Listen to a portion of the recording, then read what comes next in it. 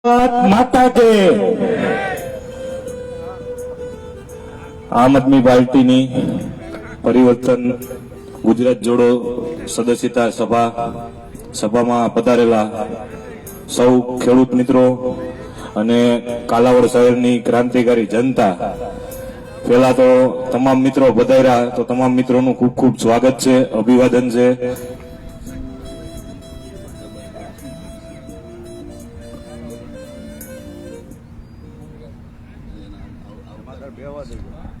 ગઢવી સમાજના આગેવાન સાગરદાનભાઈ ગઢવી અહીંયા પધાર્યા છે, એમનું ખૂબ ખૂબ સ્વાગત છે. ઉપરાંત રાજકોટથી, જામનગરથી, અલગ અલગ શહેરોમાંથી પધારેલા સૌ કાર્યકર્તા મિત્રો, સૌ આગેવાનોનું પણ અહીંયા સ્વાગત છે. હવે આપણો કાલાવડ તાલુકો, આમ તો આ રસ્તો તમે બધાએ જોયેલો જ છે, કેટલા વર્ષ સુધી રસ્તો સારો હતો અને કેટલા વર્ષે થયો છે. એટલે મારે જાજુ કઈ કહેવાનું આવતું નથી કે કાલાવડને વિકાસની કેટલી જરૂર છે. વર્ષો થયા, કાંઈક ને કાંઈક બાને ચૂંટણીમાં કાંઈક ને કાંઈક મૂકીને કાલાવડ તાલુકાને પછાત રાખવામાં સરકારે કાંઈ બાકી નથી રાખ્યું ને એમ હું કહીશ. પછાત કેવી રીતે એ તમને કહું થોડુંક. અત્યારે સ્માર્ટ મીટર લગભગ દરેક ગામડાઓમાં નાખવાના ચાલુ કર્યા છે તો નાખવા દેતા નહીં, પેલા ત્યાંથી ચાલુ કરું. સ્માર્ટ મીટરની જરૂર નથી, પણ કાલાવડને એક સ્માર્ટ દવાખાનું હોય ને એની ખાસ જરૂર છે. કાલાવડમાં સ્માર્ટ એક કોલેજ હોય સારી, સ્માર્ટ એક કોક સારી શાળા હોય જેમાં આપણા વિદ્યાર્થીઓ ભણી શકે, આપણા ભૂલકાઓ ભણી શકે ને, એની ખાસ જરૂર છે. ઈ કોઈ ધ્યાન દેતું નથી. વર્ષો ત્યાં જોતો આવ્યો આપણે કાલાવડમાં ચૂંટણીઓ આવે, અહીંના લોકલ આગેવાનો હોય, લડે અંદરો અંદર, જીતે, પછી બસ ચૂંટણી ગઈ પછી પૂરું. પછી જનતા બાબતે ધ્યાન દેવા વાળું કોઈ નથી. જનતા મામલતદારમાં ધક્કા જ ખાયા રાખે છે. થાય છે આ મામલતદારે ધક્કા થાય છે. હા, એમ હોકારો ગયો કઈ ખબર પડે દૂધ દોણામ જાય છે કેમનું જાય છે. રેડી? એટલે ધક્કા ખાવાના બંધ કરવા એકમાત્ર વિકલ્પ છે આમ આદમી પાર્ટી. આમ આદમી પાર્ટીને મત આપશો તો જ આ વસ્તુ થશે. એવું કેમ બીજી પાર્ટી નહીં? તો એનું કાલાવડ સાક્ષી છે. બીજી પાર્ટીઓને મત આપ્યા અને સરકારમાં આપણે એ પાર્ટીની મત આપ્યા, પણ બે ભેગા થઈને ભાગ બટાઈ કરીએ છીએ. છાનું મના બે હજી સમજાતું જ નથી. જોયા બધા આગેવાનો, જો ચૂંટણી પછી બે હોય પક્ષ વિપક્ષ, બે છાનું મના બેઠા છે. પછી ચૂંટણી પછી એક જ પાર્ટી લડતી હોય, આમ આદમી પાર્ટી. એટલે જો હવે ચૂંટણી પછી જે પાર્ટી લડે છે એને જ કાયમ સત્તામાં રાખો તો તમારે છે અમારે લડવાની જરૂર ન પડે અને તમારે કઈ કામ કરાવવા બીજા પાસે જવું ન પડે. તમારે મામલતદારે ધક્કા ઓછા થાય. ખાલી એક હાથ બાર કઢાવ્યું તો કંઈક બે ધક્કા મામલતદારમાં કાલાવડ થાય છે. આ બધું ન થાય. કાલાવડનો સાચો વિકાસ થાય ગામડાઓનો ખાસ કરીને. કારણ કે મારું ગામ માખા કરોડ, અમારે કેનાલ આવી પોપર ડેમની, પણ કેનાલ જ આવી છે, એમાં કોઈ પાણી નથી આવ્યું. આ બધા ગામમાં સમસ્યા આવી છે, કાલાવડમાં છે. કેનાલો આવી પણ પાણી નથી આવતું. બનાવીને રાખી દીધી, પૈસા ખાઈ ગયા, પાણી છોડવા વાળું કોઈ નથી. તો એમાં પછી પાક ક્યાંથી થાય? આ બધી સમસ્યાઓ છે. બધી સમસ્યાઓનું એક સોલ્યુશન છે. ખેડૂતો માટે લડવા માટે આવી ગયા છે. સિટી હોય તો એમાંય જનતા માટે લડવા આવી ગયા છે. તમામ સમસ્યાઓનું સોલ્યુશન કરવું છે. પણ એ ક્યારે થશે? જયારે તમે છે વિસાવદરની જનતાએ જેમ ગોપાલભાઈ ઇટાલિયાને જીતાડ્યા અને વિધાનસભામાં મોકલાય એમ કાલાવડ આખા તાલુકામાં પરિવર્તન કરશો તો થશે. અને કાલાવડ તાલુકામાં વિધાનસભામાં પરિવર્તનની શરૂઆત છે આ વખતે આપણે સ્થાનિક સ્વરાજ્યની ચૂંટણીથી કરવાની છે. તાલુકા પંચાયત, જિલ્લા પંચાયતમાં જે કોઈ આવે, અમારા અહીંયા આગેવાન બથવરભાઈ બેઠા છે, એ સિવાય ઘણા બધા આગેવાનો અહીંયા છે. એમાંથી તમને જેને ઓળખતા હોય એને તમે રજૂઆત કરો. તમારે મત ક્યાં દેવો અથવા તો ઈ કઈ ખબર ન હોય, ચૂંટણી કાર્ડ બાબતે કોઈ સમસ્યા હોય તો હું તો કહું છું અત્યારથી છે ઈ ગોતી રાખો કે ચૂંટણી કાર્ડ તમારે ક્લિયર રહીએ. તમારે ક્યાં મતદાન દેવા જવાનું છે એ ત્યારે આપણે ચૂંટણી ટાણે છે હડિયાપટ્ટી ન થાય તો એ બાબતે અત્યારથી જ એમની સાથે છે એ ડિસ્કસ કરી રાખો. અન્ય કોઈ સમસ્યા હોય હમણાં થાંભલા, કાંઈ વાંધો નહીં, 2 મિનિટ જાળવી દે.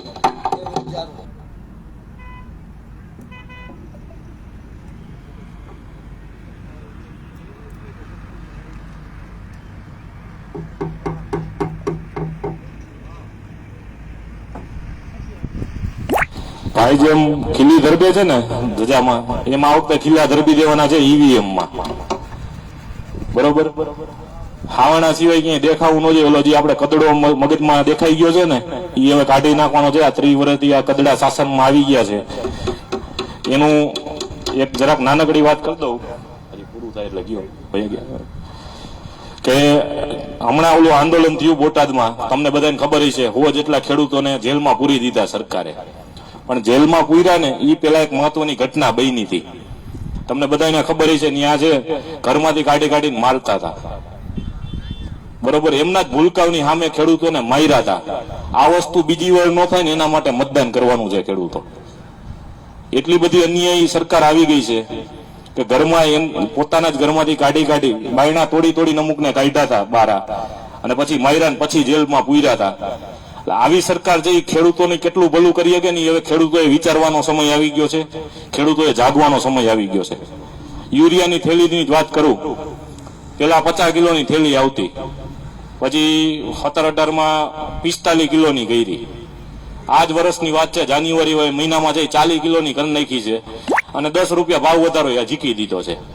વજન એ ઘટાડ્યો ને 10 રૂપિયા ભાવ વધાર્યો છે. તો એ કોના મનમાં વધારે છે, કેટલી ખેડૂત લક્ષી સરકાર છે, તમે બધા સમજી શકો છો. તો સરકારને ખેડૂત પ્રત્યે છે બિલકુલ લાગણી નથી, સાબિત થાય છે. ભાવમાં તમે જોઈ લીધું, કઈ કેટલા ભાવ મળે છે, મગફળીમાં કેટલા હેરાન થાય છે. લાગવગિયા ફાવી જાય છે, બધા બાકી બધા જે જનતા છે એ રહી જાય છે. આ વસ્તુ ન થાય. 1000 દિયો ને 1500 દિયો ને પછી ટેકામાં ચડે, એવું આપણે શું કામ કરવું જોઈએ? 200 મણ મગફળી ખરીદી હતી, આ વખતે હવામણ કરી નાખી, તો 75 મણ છે એ સીધી કાપી નાખી. 1 લાખ રૂપિયાની મગફળી કાપી નાખી, અને હવે છે 60-60 હજાર દઈ 44 હજાર દઈ અને રાજી કરે છે ખેડૂતોને કે અમે તમારા જ છીએ. આ બધાથી જાગતા રહેજો. બીજા નંબરમાં, હમણાં ઘણા ગામોમાં વીજળીની લાઈનો આવે છે, મોટી મોટી મહાકાય કંપનીઓની વીજળીની લાઈનો આવે છે. ખેડૂતોને નથી નાખવી તોય આવે છે. ઘણી જગ્યાએ વળતર નથી આપ્યું અને નાખવા આવી જાય છે, અને પાછા પોલીસને આગળ કરે છે. આ બાબતે ગામ લોકો એક થાજો, અને અમારા જે આગેવાનો હોય એને બોલાવજો. આપણે નો નાખવી હોય તો આપણે નાખવા દેવાની નથી થતી. એનું બીજું સોલ્યુશન એક ઈ આપતો જાઉં છું. લાઈન નાખવા આવે એમ કે કેટલા, તો કોન્ટ્રાક્ટ બેઝ ઉપર આપણે લાઈન નાખી ને. અત્યારે તમે સાંભળ્યું છે કંપનીઓ કોન્ટ્રાક્ટ બેઝ ઉપર જમીનો લઈ લે છે. આપણે જે ગૌચરની જમીન હોય ને સરકાર પાસેથી સસ્તા ભાવે લઈ લે છે. તો આપણે એ કંપનીઓને એક કામ કરી કે ભાઈ એને કહી દે કે ભાઈ તમે કોન્ટ્રાક્ટ બેઝ ઉપર અમારી જમીન દો, 11 મહિનાનો કોન્ટ્રાક્ટ, અને અમને જે ભાવ પડે એ ભાવે દેહી, નકર પછી તમારે થાંભલો પાછો લઈ જવાનો. 11 મહિનાનો કરાર પૂરો થાય એટલે પાછો થાંભલો પાછો લઈ જવાનો. પાછો આપણે 8000 કે 10000 જે ભાવ વધારો કરવો હોય એ વધારે ભાડે દેહી, તો કઈક ખેડૂત આગળ આવશે. બાકી તમારી જ જમીનમાં એ લોકો થાંભલા નાખશે, અને પછી ઈ લાઇટ છે એ તમને મોંઘા ભાવે વેચશે. અત્યારે જોવો છો તમે પેટ્રોલ ડીઝલના ભાવ ક્યાં પહોંચાડી દીધા. રાંધણ ગેસ નથી. આયા જ મને ફોન આવ્યો હતો, એ કે ગોપાલભાઈની સભા રાખવી છે ને અહીંયા જમણવાર કરવો કેવી રીતે, એ કે ગેસના બાટલા જ કોઈ દેતું નથી. એટલે આ સમસ્યા બધી છે. એટલે હકીકત એવી છે કે ગેસના બાટલા છે અને પછી હંગરીને બેઠા છે, એ જોવાનું છે. કારણ કે આજથી 4 વર્ષ પહેલા આપણે કોરોના આવ્યો, 6 વર્ષ પહેલા, તો કોરોના વખતે ઓલા તાળીને થાળી વગાડીને એના પરિણામ છે કે અત્યારે ગેસના બાટલા નથી મળતા. ઓલાને ખબર પડી ગઈ છે કે આ તો આપણે કઈ એમ નાચે છે, આપણે કઈ એમ તાળીઓ થાળીઓ વગાડે છે. એટલે એ લોકો છે ને જાજુ ધ્યાન નથી દેતા, એટલે કઈ વિકાસ નથી કરતા. વિકાસ થાય કોનો? 2 ઉદ્યોગપતિ મોટા મોટા રહ્યા એનો થાય. એને કચ્છમાં એને બધી જમીનો આપી દે, ઈ જમીન ઉપર ઈ જ સબસિડી લઈને સરકારની, આપણા જ પૈસાની, અને એ પવન ચક્કીઓ સોલાર નાખશે અને આપણને જ મોંઘા ભાવની વીજળી આપશે. આનાથી જાગવાનો સમય આવી ગયો છે. ખાસ ખેડૂતો વધારે માત્રામાં બેઠા છે, એટલે ખેડૂત લક્ષી વાત કરું છું. બિયારણના ભાવ હોય તાણે જયારે ડુંગળી પાકે ત્યારે જ ઇમ્પોર્ટ એક્સપોર્ટ બંધ કરી દઈએ, એટલે આપણી નિકાસ થાય જ નહીં, આપણે ભાવ મળે જ નહીં. એટલે આ વસ્તુથી જાગવાની જરૂર છે. અને અહીંયા જ મેં ઘણી વાર જોયું છે, આપણે કાલાવડની બહાર આ બાજુ એટલે લાંબી લાંબી લાઈન હોય, 2 દીથી લાઈન હોય, 2 દીના ટેમ્પાના ભાડા ખેડૂત ચડાવે, પછી જે મગફળી વેચાય, મગફળી વેચવા જાય એટલે એમ કહી આ થોડીક બીની ભેજવાળી છે, આ નહીં હાલે. તો 2 દિવસ લાઈનમાં રાખવાનો કઈ મતલબ બનતો નથી. અને માથે જતા ખેડૂતોના ભાડા ચડે અલગ, અને પાછા ત્યાં ઉતારી હોય અને રિજેક્ટ કરે તો પાછા એમ કે તમારા જ ખર્ચે પાછી લઈ જાઓ, એટલે ખેડૂતોને ડબલ ભાડું ચડે. તો આ તમામ વસ્તુઓથી જો થાયકા હોય ને તો આ વખતે પરિવર્તન કરજો. પરિવર્તનમાં બીજું કાંઈ નથી કરવાનું, તમારે જઈ સાચી જગ્યાએ મત આપવાનો છે. અને આમ આદમી પાર્ટીના તમામ યુવાન આગેવાનો છે, તમામ ખેડૂતો માટે લડતા, એક બે આવતા જતા રહેતા હોય, એમાં પછી કાંઈ મગજ મારવાનો ન હોય, કારણ કે બહુ મોટું કુટુંબ હોય એમાં એવું તો થતું હોય. પણ બાકીના જે તમારા આગેવાન છે, હું તો કહું છું તમારામાંથી આગેવાન થાય. અને અમારે હમણાં નવી લિસ્ટ બહાર પડે છે, હા, બહાર અને પાછળ જે રોડ ઉપર ઉભા છે સામેની સાઈડ, એ બધા મિત્રોને વિનંતી અહીંયા આવીને બેસી જાય. એટલે કેતો તો એ કે હમણાં લિસ્ટ બહાર પડે છે, અમારે હમણાં જે બધા ઉમેદવારો બહાર પડશે એમાં કોઈ એવા નથી કે હાલો ભાઈ આ વર્ષોથી આ રાજકારણમાં હતા અને એને ટિકિટ આપી દીધી, અથવા તો બહુ મોટા રાજકારણી છે દીકરાને ટિકિટ આપી દીધી. અમારે કામ જોઈ છે, કામનું રિપોર્ટિંગ લઈ છે, પછી ટિકિટ આપે છે. એટલે આ એક વાત છે, બે માં એક પાર્ટીમાં નથી, બીજી બે પાર્ટીમાં. એટલે એક જોજો, વિચારજો.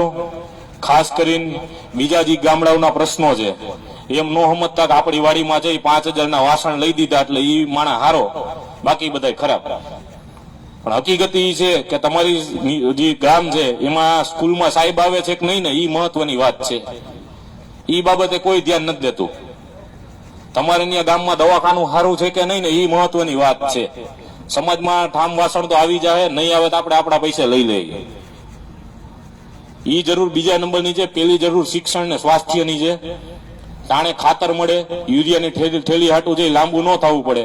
પછી આજુબાજુના ગામડા હોય એ કહી દે હું અમારી પાસેથી લઈ જાજો, વળી પાછા એ વટમાં એમ કહેતા હોય. એવું કઈ ન થાય. ખાતર ટાઈમે મળે, પૂરતું મળે. નહેર બનાવી હોય તો કોરી છે ભાંગી ન જાય, એમાં થોડુંક પાણી આવતું રહે ને, એના માટે આ વખતે પરિવર્તન કરવાનું છે. એટલે ખાસ કરીને ફરીથી તમામ મિત્રો પધાર્યા, મને આટલી વાર સાંભળો એ બદલ તમારો બધાનો ખૂબ ખૂબ આભાર, ધન્યવાદ. જય હિન્દ, જય ભારત.